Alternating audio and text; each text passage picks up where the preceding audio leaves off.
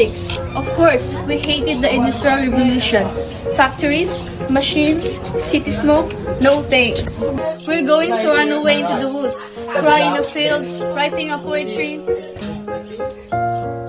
We're Victorians. Of course, we pretend to have a flawless and polite manners.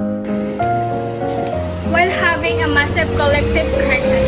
Because the British Empire is expanding too fast and Charles Darwin just dropped off the theory of evolution. We're studying literary history. Of course, we have to remind you that the French Revolution completely changed the game. Romantic and totally rejects the old rules, finds raw human emotion over a cold logic. We're romantics. Of course, our favorite concept is the sublime. That's when you look at a giant and a terrifying thunderstorms and a massive mountain.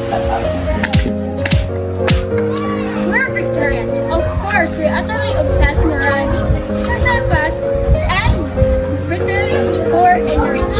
We're analyzing these eras.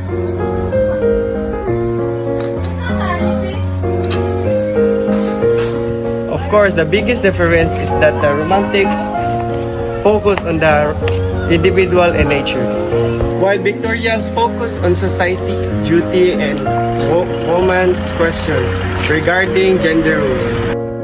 We're romantics. Of course, our ultimate queen is Mary Shelley, who wrote the Frankenstein against the technology and ruining the nature.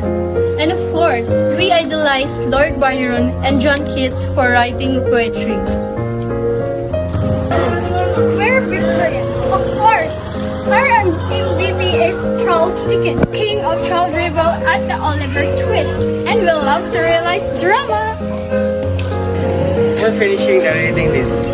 Of course, we can't forget the Bronte sister for bringing peak toxic relationship energy. Wuthering Heights or Oscar Wilde.